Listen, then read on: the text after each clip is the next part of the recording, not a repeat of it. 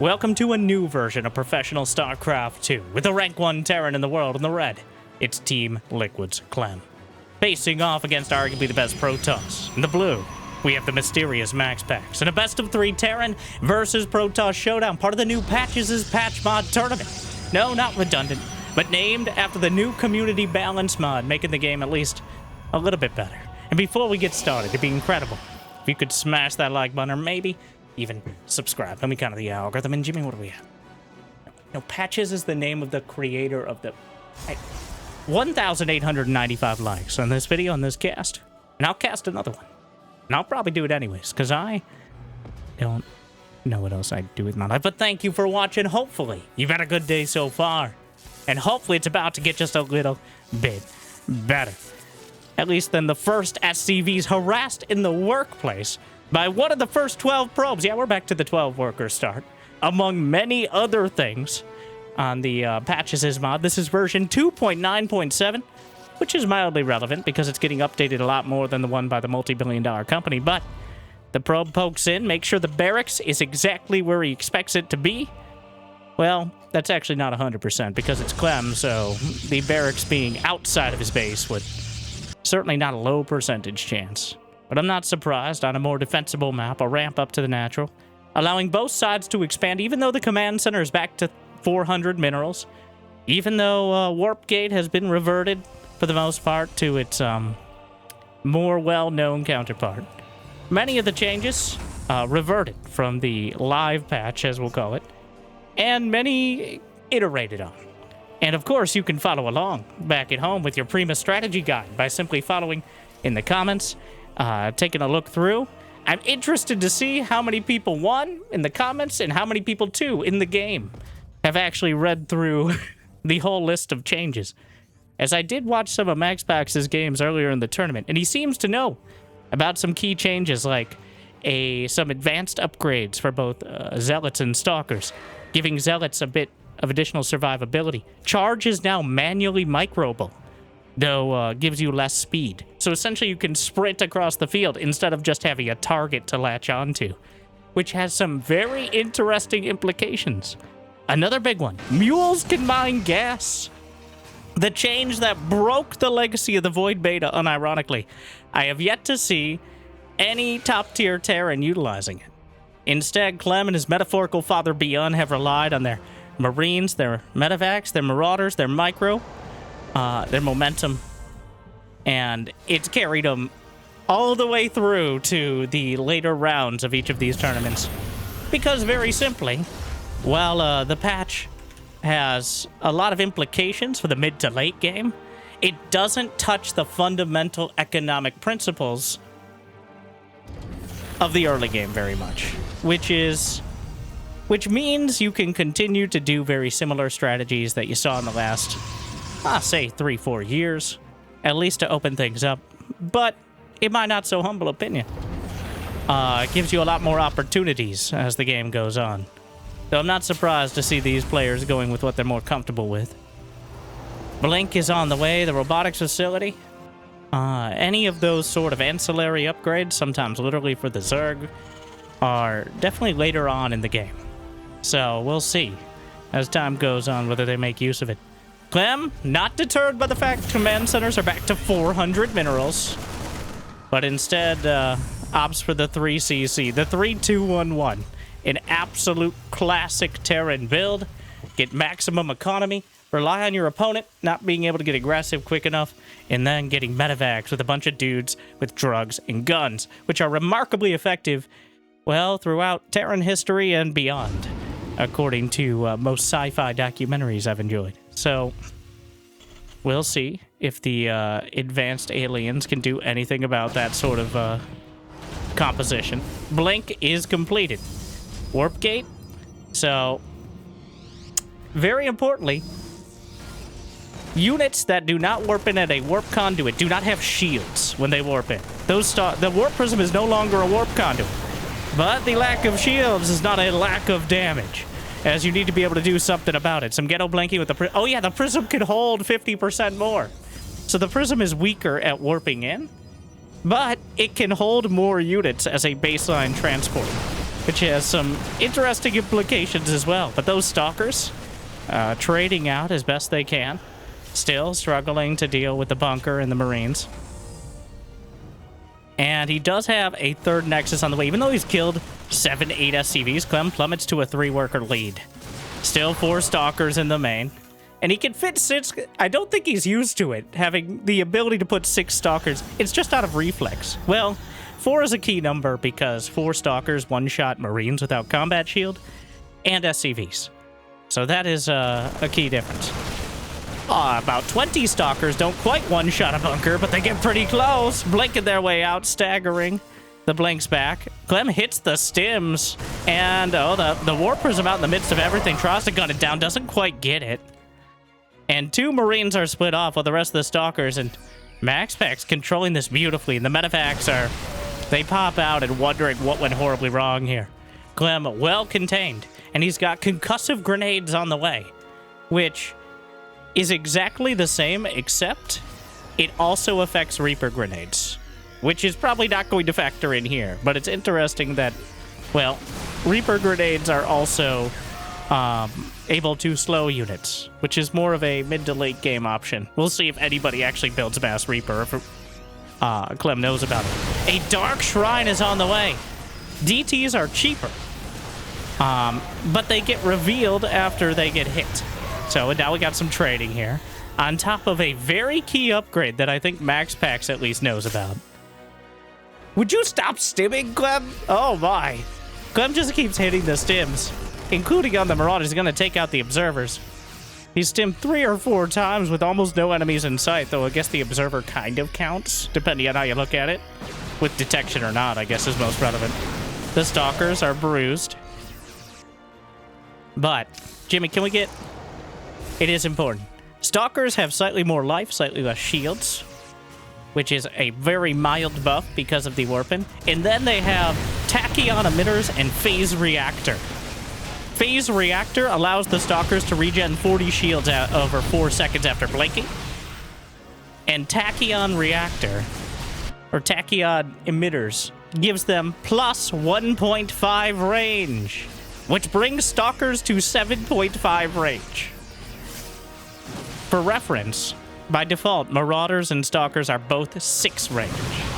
So that is quite a buff. Those charge lots coming around the corner.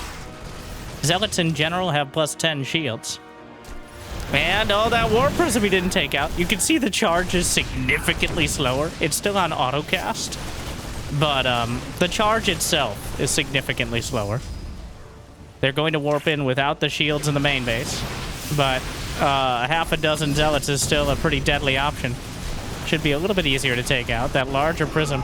Unfortunately, though, MaxPax looking the other way. These Gateway units still getting shredded, as Clem is knocking through them with the bio. Like, did the bio get a buff of any kind? Not at this stage. So Caduceus Reactor on the Fusion Core gives Medevac energy regen and allows Medevacs to heal 2 units at a time. Does Clem know that? I have yet to see Clem get any of the upgrades in any of the series. Well, maybe accidentally, but he keeps stimming all the way across the map. The Stalkers. Phase Reactor completed. And Extended Thermal Lance is on the way, which mine's a little further along, but it could get even more hot in here. DT's take it out. The Warp Prism as well. We'll see if he gets the Scorching Flame upgrade for the Colossi. This is the version where Stalkers also cloak for a split second after blinking. Which hero would have a field day with? This was removed after a bit of testing. But we'll see if it's enough to counteract Clem, who has a 20-something supply lead, as MaxPax is still trading out, but the Marauder Ball is just rolling across the map. The Colossus almost toppled in a single volley, but he picks up and he gets out for now. 18 SCVs dead. The range Stalkers with that extra animation as well. And it feels like Clem keeps losing so much. But then I look at the supply, and his army is still an order of magnitude larger. Now, what sort of upgrades could he have invested in at this stage? He doesn't have an academy, Notice I didn't say Ghost Academy, but an academy to research rapid deployment. No fusion core for Caduceus reactor. The Marines and Marauders, pretty much untouched of their own right. And now we have Scorching Flame for the Colossi, which is thermal lances deal an additional 15 damage over a short duration, making them essentially giving them 5 more DPS against all targets. It is not the campaign upgrade that sets the ground on fire. All right? It's specifically on those targets, which the campaign upgrade would probably be too much. But it has a similar animation. Unfortunately, it's not done yet. MaxPax getting all these fancy upgrades, whereas Clem is getting a lot of his units put into the units lost tab, as Marines, Marauders, and a few Vikings are still enough to easily counteract the slight misposition. The DTs. The DTs actually cost less now as well. Only 100. But they do remain uncloaked after taking damage, which is relevant on the edge of scans, going in and out of detection range, even taking splash damage from things like Widowmons. Speaking of, but MaxPax micros away, juggling the mines. A few more Vikings are knocked out. The Warp Prism in the main. Still just hanging out. There's a single Marine. A lot more Zealots. The SCVs are pulled. And Clem is halfway across the map. Over to the left side, the Planetary Fortress is under attack and a hold for now. Another clutch of Gateway units down the center. Recall is tied to the Warp Gate on this version. But he does have it off cooldown. He could recall to any of his Warp Gates. Scans in the main, scans in the natural. We're going to a base trade, because Clem still has a bioball worthy of significant respect and a whole lot of kinetic energy. The potential is high, and, well, MaxPax is trying to go up a ramp into Widowmons. The Zealots are stuck behind a lot of the Stalkers. Dodges over to the side. Clem takes out a couple Stalkers. And the Colossus Scorching Flame is completed, lighting many of these units up for some extra damage, though it doesn't stack. All right. It just is a constant damage over time debuff when it's applied. And MaxPax burninating across the countryside. The Widowmines taking out a couple more Zealots, and Clem evacuating from his own base has lost 63 SCVs in the last minute. Though still a threat on the field. Despite all these fancy upgrades, the Marines and Marauders with 2-2 upgrades themselves, MaxPax is still in an awkward spot where his arm... Well, here's the thing. Okay, wait. Does he win with DTs? The command center is burning. It's burning twice, actually. There's a single orbital. Is this a draw? Wait, no. He still needs detection. There's a single missile turret. No, MaxPax is mining.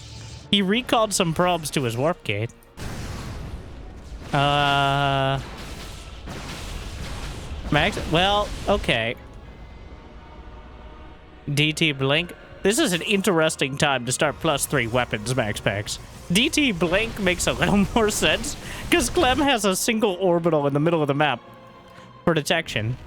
There's one Dark Templar.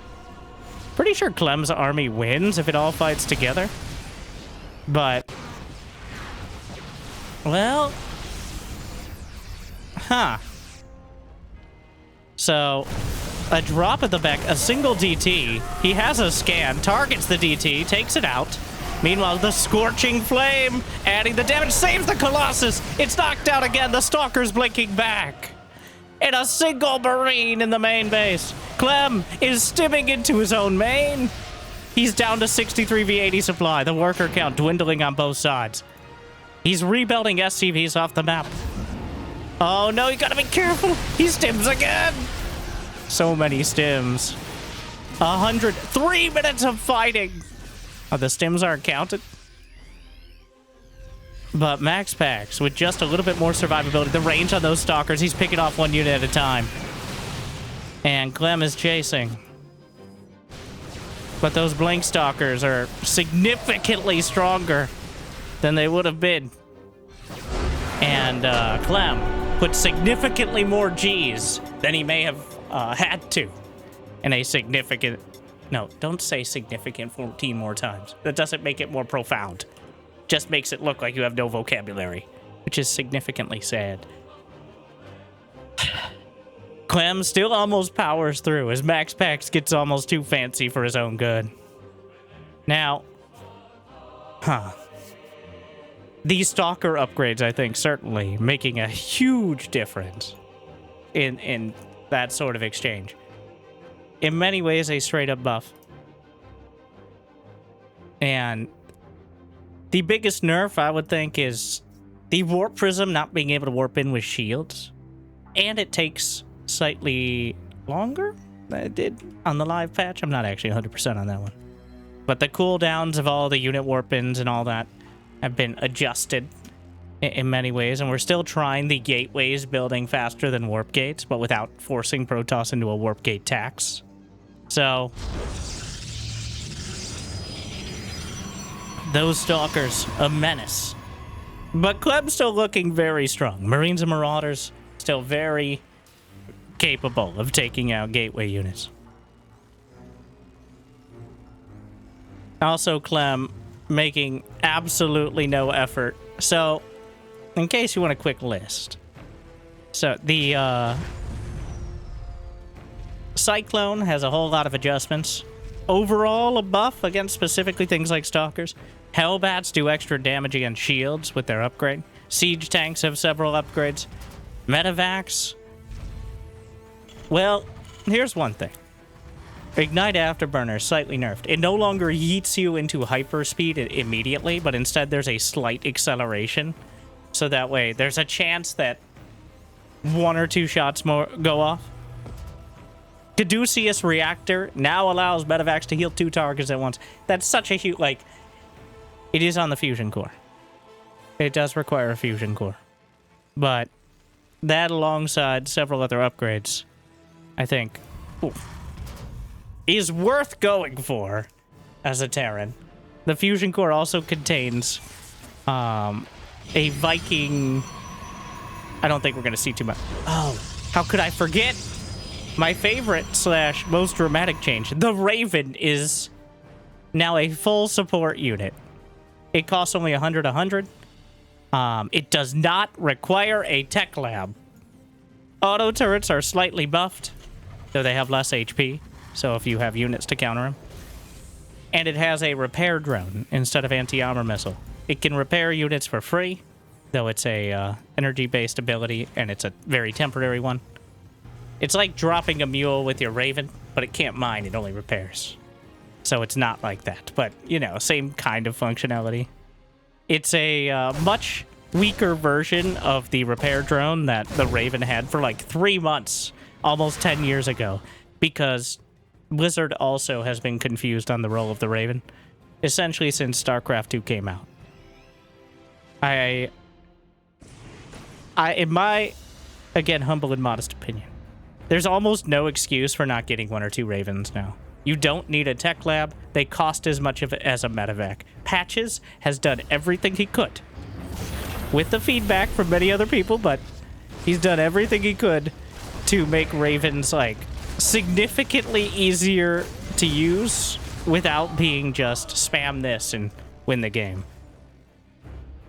So I do think that's the big, relatively, and puns intended, low-hanging unit that I have yet to see many Terrans who are much better than me take advantage of. And how do I know they're much better? Because they play on the Vespine GG Patches mod ladder. The current rank 1 player, ByuN, who's 21-0. But you can play absolutely free. All you need is a Battle.net account. And in my opinion, it works even better. You can avoid mirror matchups by picking a second race if you'd prefer it. There's no Smurfs because you can actually moderate it. And right now, apparently, Diamond is the most common, but it's no longer just Masters and GMs. And the more people that play, the better matchmaking gets. So, I've been having a lot of fun with it. I think it's worth a shot. If you're willing to give it a shot, that helps out everyone. And you might get a chance to get obliterated by one of these players. Though, their MMRs are getting too high for that, so. The Cyclone locks on, and it's enough. Snipes off the Stalker. recalls the second one, but... So, the Cyclone lock-on significantly, well, somewhat nerfed, but the auto-attack marginally buffed. The lock-on is now attack damage instead of spell damage, which means it doesn't go through armor. But generally, you still don't want to sit there and 1v1 it, obviously. And this is before the full rework of 3.0. I know, I'm going to spend the whole time describing patch notes, but I think it's worth noting. And honestly, I was one of those people, to this day, if they release Prima strategy guides. I don't know where my Empire Earth strategy guide is, but I know I'm appealing to the demographic of people who probably would read through a whole manual before ever touching the game, before they got home from GameStop with it. Okay, so all these things, and it's a lot of fun to speculate because it has all this cool stuff that it's like it was a pipe dream, like Scorching Flame Colossi or Reshielding Stalkers. If it doesn't work out, we can just tweak it, remove it, change it. That's the beauty of doing a community mod as opposed to relying on Blizzard balance patches, which, let's be honest, don't have the quality assurance. Well, they have a assured lack of it, at least recently. The Stalkers blink in, the tank almost saved. The Raven, not quite quick enough, but locks on with the Cyclone. Does he have the vision? Not quite. The War Prism barely escapes. I think MaxPax still not acknowledging you could fit 6 Stalkers in there. Well, the Reapers working their way through the shield battery. Then Observer. Observer flies right into the Raven, unfortunately. And here we go. A bit of a different take for Clem. He's gone with the Raven, the tank. Blast forward. The Raven just sits there. Gets Eggrel and pwned. Did absolute... That's not the ideal use of a Raven, in my humble opinion. Alright, I would say that watching it die with over half energy is probably not the best way. But the Reapers are dragging some of the attention back, despite the victories of MaxPax on the field. Clem is able to drag the attention away and keep the economy low enough that MaxPax doesn't have a decisive... MaxPax has less workers, though he does have 3 Nexi, which should give him an overall income boost as time goes on. Did I mention you can chrono boost assimilators to mine gas faster?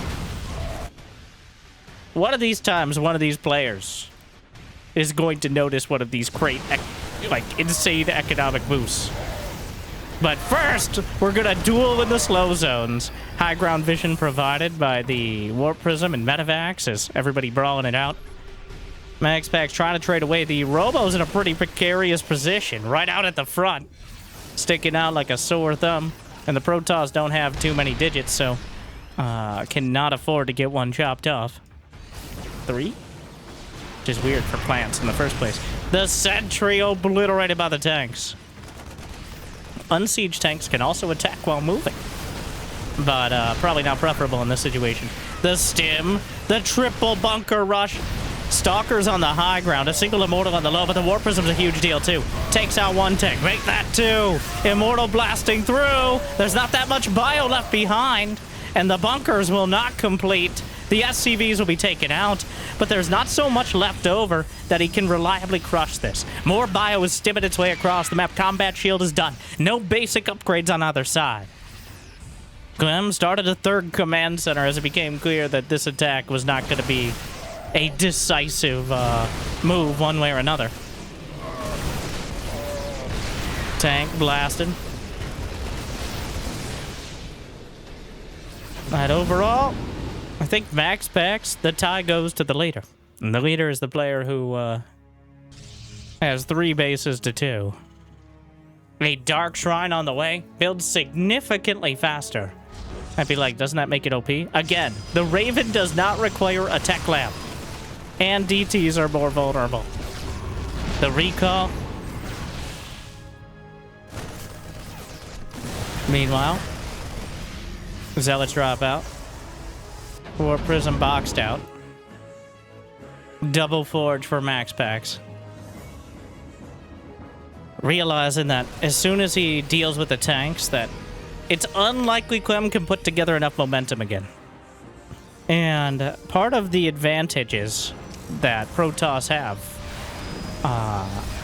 that they don't have on live, is an actual upgrade to your gateway units. When you get Blink and Charge on the live patch, that's it. You now, besides basic upgrades, that's the best you're going to get with Stalkers and Zealots. And they very simply aren't good enough to fight massed up bio. Even with the additional upgrades, like the blink shielding, called Phase Reactor. I'm gonna call, I think it was renamed. Was it renamed with the changes to it? Jimmy, bring up the notes.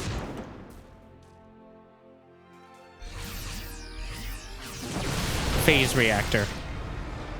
Stalker Blink restores 40 shields over 4 seconds. But still, Clem, with 80 army supply coming across the map, +1 attack. The 4th base seems optimistic from MaxPax. Will be taken out. Colossi on the way.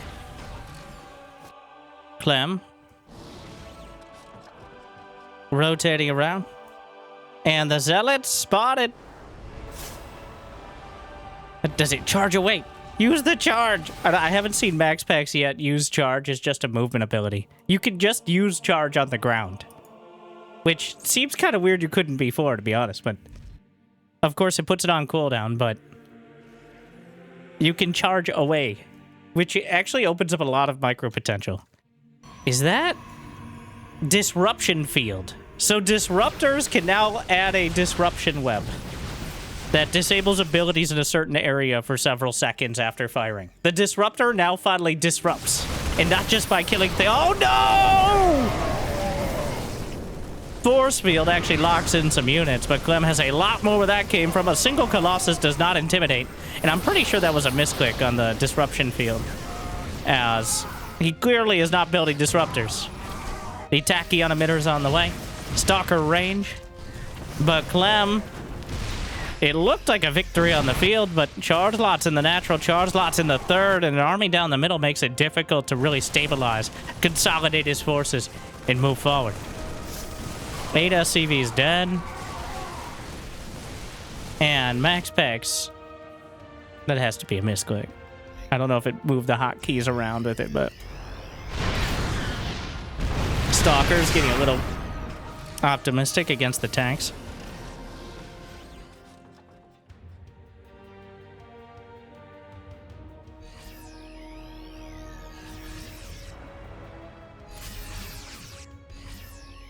Two upgrades for MaxPax.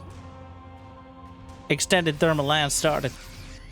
We're still missing the kinetic safeguard for the charge lots potentially, but that does require a Templar Archives to get the shield armor on charge. It's a bit of an obscure upgrade too. It's only when they're charging, really. The Colossi, though, moving forward. The target firing the tanks, which is all well and good, but misses some swipes on the bio. 2 Colossi with about 2 HP between them. A single Marine, but, well, those Colossi getting any amount of extra swipes. Clem desperately wants to target them. The fact they've lived through all this is an absolute disaster. He's getting so much extra damage. The shields are slowly regenerating. The Stalker's chasing, and Stalker range is now completed. Blinks away. And Clem now in a pretty uncomfortable spot. Not getting 2 Colossi. So close. Yet, incredibly far. If it was 1 Colossus right now, that army can't stand out on the field. There's not enough underneath to deal with the bio. Especially if he had his whole army together. But 3 Colossi... Yeah. That's a lot more to contend with. Targets the shield battery. There's no recall, because recall is not on the Nexus. And it might be on cooldown overall. 10 probes dead for relatively cheap. A few Stalkers on the low ground. Medevac gets knocked out of the sky. It's going to head to the main. 2-2 upgrades completed. But MaxPax is kind of securing this position. Clem still. Not a single upgrade. And no Caduceus reactor, no rapid deployment. Now, these are relatively expensive upgrades, to be fair.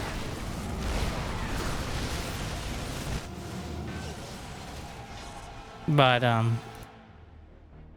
those 3 Colossi. A 4th one on the way, Scorching Flame. Making those thermal lances hotter than ever.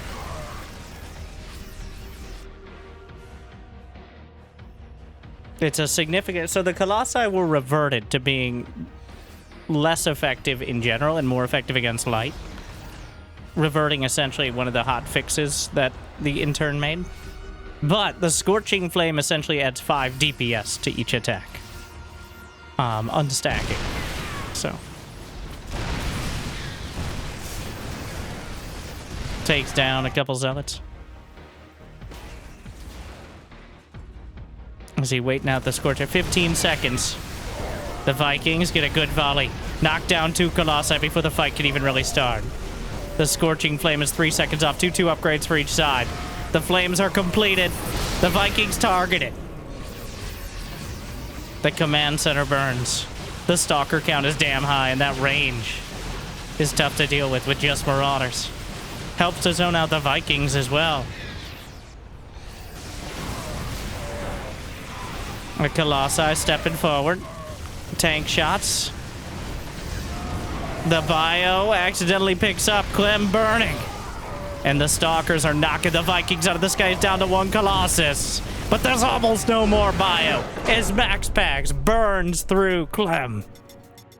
And takes the series 2-0. Which, I'm sure, was partially the inspiration for our anti-spoiler series. Where Clem will pick up the Psyblade and the Thermal Lance. And, play Protoss. This is on the now current version of the patch. The last big change, and Patches has said, for those who don't know, Patches is referencing the Carbot Marine.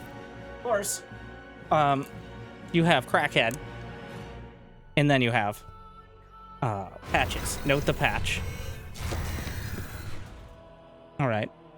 Don't note the dimensional portals. That's not relevant. But no patch. That's how you can tell. Anyways. But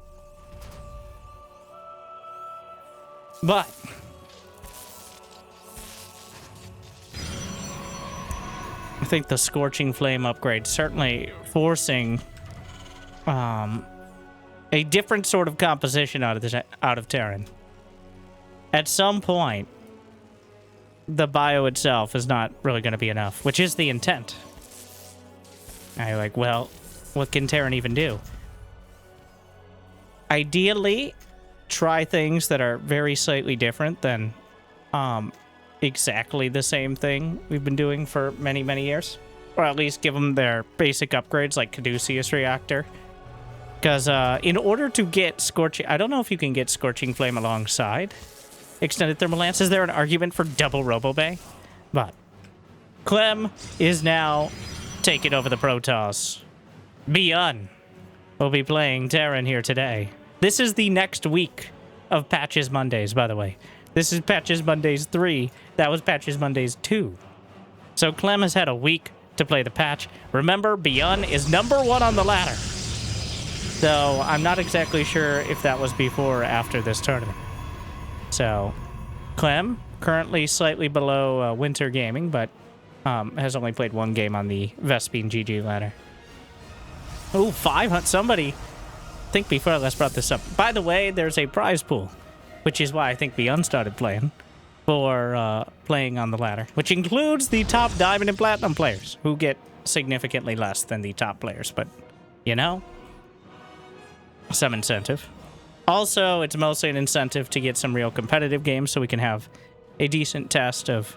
Because, like, with the new live patch, people playing half a dozen games on the PTR are going to look, wow, crazy new strategies, because no one knows what they're doing. Here, I actually think less of that, because honestly, the first 5 or so minutes of the game are not significantly different than they were with the old 12 worker start, which is intentional. The intent is to open up more variety past the first 4 or 5 minutes, so that way you don't end up seeing exactly the same builds and mid-game compositions every single game, which maybe wasn't exactly the case, but was close enough that things can get kind of stale. That's what I think the live patch was originally trying to address, if the intern would ever tell us more than increasing strategic variety and then taking a break for 6 months, but anyways. We'll see what Clem has in store. So, for reference, Clem is not playing Protoss against Terran on the live patch. Despite being our first and effectively only biracial player, the first player to off-race instead of play mirror matchups, he stopped playing Protoss on the live patch, which I think is a pretty good indicator of his feelings on the current state of it. But here, in Patches Mondays, Protoss has returned. So we'll see. As ByuN is burning through Stalkers with Hellions. Clem figured this out, it seems. He spotted the proxy starport, as who knows Terran builds better than Clem. With the engineering bay block, ByuN forcing an awkward opener. And he's gonna pick off a couple probes with the Liberator. A whole bunch of Hellions are driving across the map. A Robo at the front. Blink is on the way. Siege is up the middle of the dead space there, so that way no one can chase him.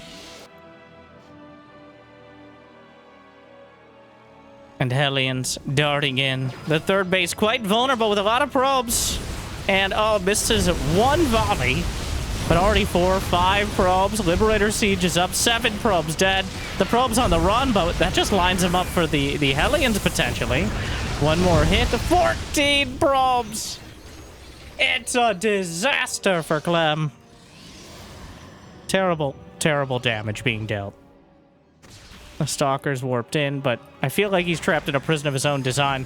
He's even warping in underneath the Liberation Zone. I don't know if that Stalker couldn't see it or he just chose not to shoot at it. Interesting.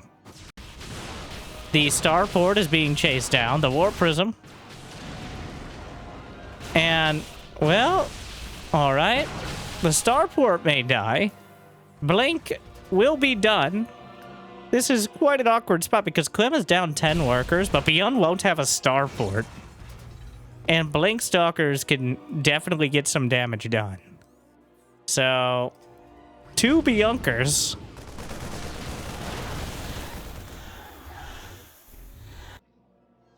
He knows the threat.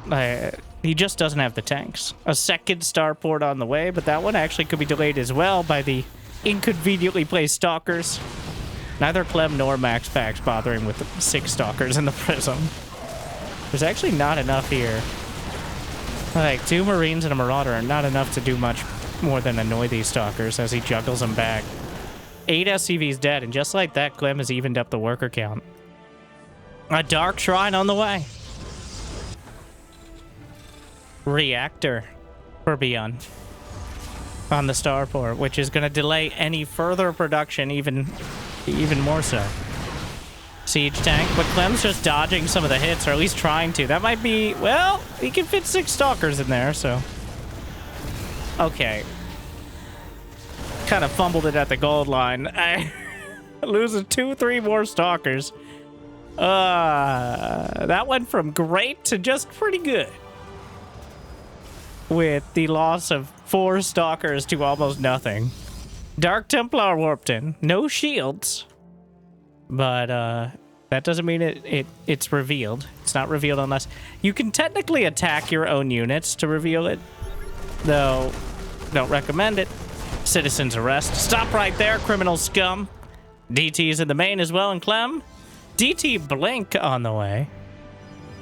Gonna warp in 3 more DTs because he knows for a fact that ByuN does not have a missile turret, and he just used both his scans. The missile turret about to complete. Drags him back into the prism, playing a dangerous game right now. ByuN, most of his units badly bruised, just finished a couple medevacs. Clem will have a Nexus halfway done. Huh. So the DTs are 100-100 as opposed to 125-125. And the Dark Shrine builds faster. DTs just in general, much more accessible. I gotta keep repeating that the Raven is 100-100 and it's built from a reactor. So I don't want to hear any crocodile tears about Terran struggling with detection about Dark Templar, because Ravens are so good now and neither ByuN nor Clem are respecting that. Though charge is completed, +1 attack for ByuN. It's just, he's going for fighting DTs. How many? He's got 9 Dark Templar. The Observer, he can just blink. He blinks on top. Eviscerate. Oh, wow, okay. You want to see me make this army disappear? Whips out his side blade. See, this is what we were looking for earlier. Obviously, I'm cloaked. Make sure to like and subscribe for detection, because you never know what's lurking in your mineral line. It's 9 p.m. Have you checked your kids' widow mines or bedrooms for widow mines? Okay, that made it weird. It was weird from the start. It only got worse. But the main base. The scan. Are there even any DTs in there? The idea of Dark Templar. Oh my god, there's some Dark Templar down here. The Cape Boys. A Robobay on the way, and ByuN.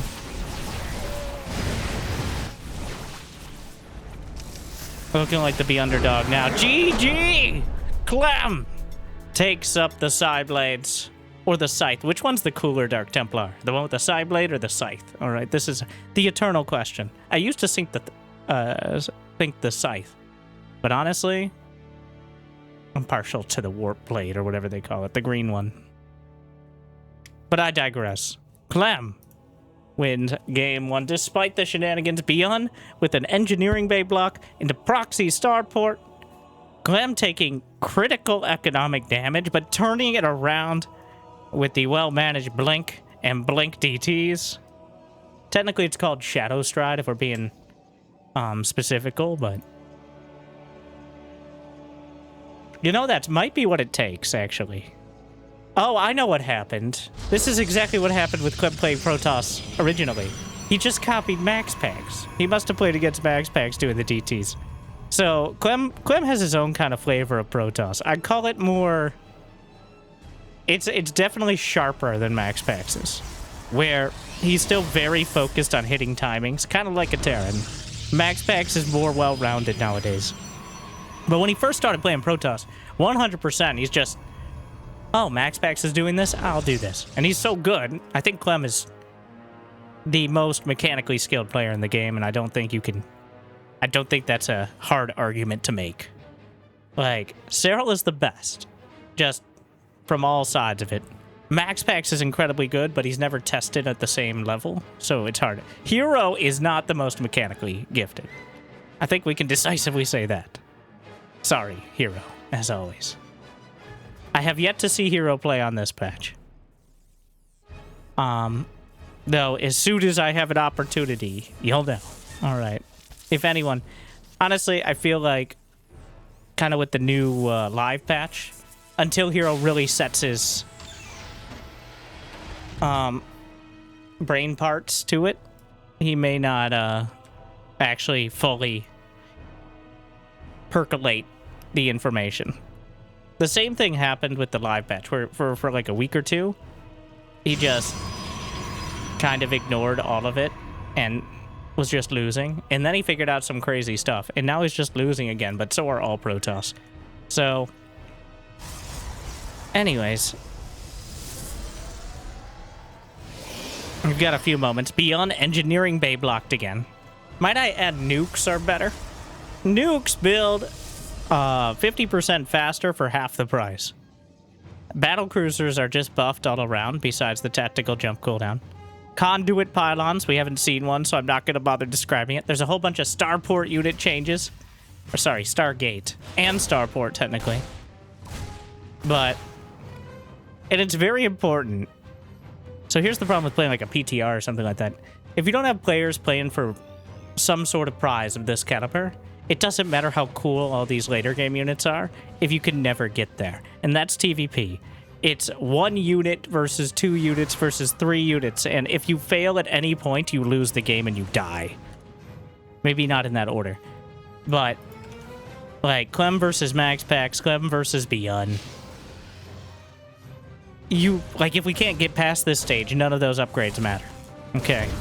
And that's why changing to an 8-worker start was somewhere between reckless and aggressively dumb. Especially with the sort of follow-up. But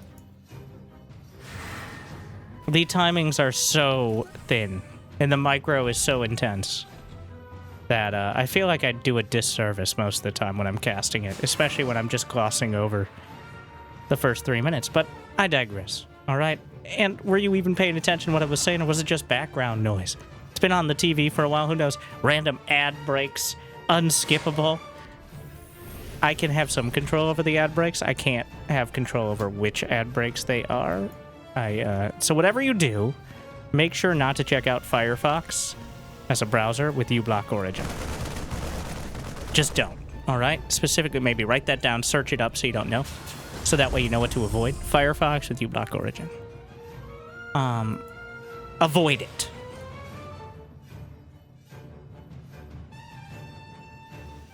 Don't demonetize me, too. I need to pay for health insurance. Adept gets in, mildly annoys some SCVs. ByuN. He's like, new patch, new strategies, bunch of DTs. What am I gonna do? 3 racks, Marine Marauder Stim. All right, ByuN, don't hurt yourself. Don't, and hopefully you're not, doing so many workouts on that brain it has to retire early. I love when ByuN also plays SC Evo. He does 3 racks Academy and goes Marine Medic. It's like, okay, ByuN, are you really, I'm saying that because we got some new SC Evo games that I'm excited to show off, too. Who would have thought that the community making mods was maybe the best way to go? I did. I just never followed through. But the Marines and Marauders, dueling with the Stalkers. There's a Templar Archives on the way for Clem, which may very well be for Storm, which is arguably buffed. It is buffed. It's straight up buffed. It's cheaper to upgrade. It does higher damage per second, but less damage overall. It's back to 3.4 seconds, which is only slightly longer than the original 2.9. Essentially, it lasts 50% less time, but it has 20% more DPS. So that's what I always say. It's not about how long you last, it's about how you use it. So why doesn't your mother answer? Storm on the way. The Stalkers loaded into the newly expanded prism. And 6 Stalkers are quite a threat. Juggling. Does he have a conduit pylon for recall? Oh no, it's a disaster, Clem! He warped it. He doesn't have recall. Honestly, he might not know how to. He doesn't have any units. Oh, he's dead. Well, alright, so Storm. Fun fact, you can chrono boost units in order to increase energy regen. There's no energy recharge, you just chrono boost units. It's not as effective as energy recharge. It's much more visible and it can be done anywhere on the map, which is very cool, and I don't think a single Protoss I've seen has paid any attention to that. That's because they're so good they don't need to actually care about these small economic changes when their micro is better than everyone else. That's very simply the case right now. When someone like Husheng starts beating him in these tournaments, maybe they'll have to read a little bit more, but... Okay, so Clem lived. He's got 1 High Templar. But, It's not enough. There's the Templar. Let's see it. You see, he's just teasing him with the storms. There it is. New animation, by the way. Custom for the mod. Very cool. Shows that it actually hits air, which I feel like the default animation doesn't really. But one storm was never going to be enough. He weathers it easily. The name of the map is Rainfall, so he should have already been naturally prepared. One more storm available? No. Doesn't quite have the energy juggling. Okay, so this is how you know Clem's having fun, though. The Clem that you may have watched 100 times would have left the game on that bio push. Clem, both as Terran and Protoss, has been staying until he loses his last unit. He's like, oh, sick, look at that storm animation. I choose to believe that's what he's thinking. And I guess there's a tiny chance that ByuN overcommits here. He can still, well, no, a tiny chance. Non-zero. Oh, he saved the Archon. What a save. What a save! And the Templar yanks up another. Prism taking a lot of damage, and, well, okay. Storm has turned around many games in the past, at least before we nerfed it. In one of the intern patches. There's enough. And he saved the other Templar. He can merge, but this is not really the place to do so. Making full use, and this is what I was hoping, like, having a expanded prism, so it's not as, with the warp-ins being a little weaker, but using it more like a shuttle, I think is the way. The Templar don't have the energy. ByuN, just micro... Oh no! The Whittle Mine dragged in, and another hit softens up the warp prism. Well, Clem's still brawling it out. He's still a couple storms away from maybe... He's got the warp prism. Yeah, nah. 100% though, that Clem playing at this point is an acknowledgement of, like... This also makes me just feel he gets so frustrated in normal games, like live games, because I've never seen him stay in games this long, at least recently. Especially not for random weekly tournaments. Well, this isn't very random, but it's still not like a major $10,000 tournament or something, where he has a tendency to leave games maybe a bit early there too. Like,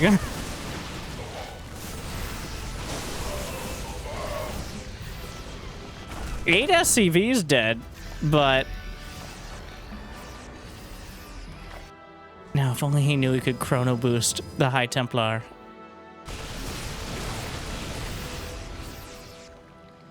It is a little awkward to do, but I think it's much better than energy recharge, because you can see it on both sides. It's very visible chrono boost. Has a little timer, has the animation. So it's very clear that a unit is being chrono boosted. GG! So, chrono boost now increases energy regen by 150%, which is still only about half as effective as energy well, actually, no, energy recharge is 75 for 50, as opposed to 50 for 23 here. So, significantly weaker at things like warping in storms or giving oracles a ton of energy, but is a lot more visible, and it doesn't have a cooldown, which makes it more usable. Instead of energy recharge being oh, every once in a while just pop that down there, usually in the late game you have a lot of chrono boost. It doesn't stack, but you could be chrono boosting 4 High Templar at once, conceivably. So even though I think apparently shenanigans of it. I think that a lot of patches mod, and again, we'll show you in a moment how to load it up, but well, you just have to add an extension mod to a melee map. So just pick your favorite ladder map. You have a favorite ladder map. You play the game, right? You could now. And create with extension mod. or just follow the directions on the Vespine GG letter. Anyways, I think a lot of the changes, like, actually are made in a way... Well, I know because Patches is a High Masters player. A bunch of the people consulting. Now, to an extent, including myself, though I haven't suggested to it anything too drastic yet. I have actually played the game at a relatively high level. Like, understanding that things like changing the larva from the very start is going to have ridiculously snowbally effects on the entire game. But changing the larva rate for, say, the hive is a very different sort of thing. So each race has kind of a scaling macro bonus. The mule can mine gas, but of course that means you're not mining minerals. Protoss can chrono boost assimilators. There's also the ability to chrono boost energy regen. There's a lot of later game upgrades, which, to be honest, TVP's always been an early mid-game matchup. The interaction between Blink and Marine Marauder and then Charge is mostly unchanged. Like, there's the Raven being more accessible, there's some stat changes, like the Zealot having more shields. And I didn't actually read this before. Is slightly faster without charge, but slightly slower with charge, and significantly slower while charging. The Adept also had its life and shields rejiggered a bit, as fiddling around with those sort of things, as it isn't huge, but it can make the difference, especially considering if you don't warp in at a warp conduit, you don't have shields. That's the big change. Which, a warp conduit is any pylon near a nexus or a warp gate. So same as before. Before, it used to be it took 3 times as long to warp in, but it would be full HP on a non-warp conduit. Now, with Patches mod, they warp in without shields. Clem is going for Proxy Oracle. Finally, we get a Stargate. Some body block action here takes out the Hellion. The Oracle is 25 cheaper.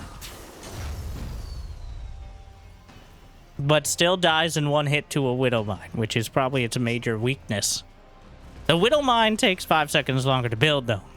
So... the timing. He waited until the shade was half complete so he could time it out with the Oracle. Clem with the phase dunk. The most obvious Widow Mine place. He was trying to obscure it with the SCVs. Well, the Oracle will burn through, but it'll run out of energy, which is the greatest limiting factor. The Adepts are scratching the paint on the reactor, but eventually getting a little deeper into it. And a second Oracle. ByuN has already taken terrible, terrible damage. And, well, the biggest risk for Clem is just not having anything when ByuN eventually survives this, which it looks like he will. Stasis. Actually just gets out DPS'd. Cyclone will lock on. Viking involved.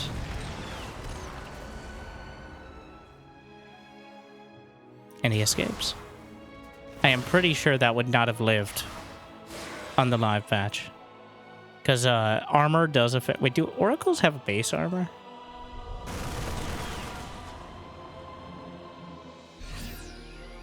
I want to say they have one, but...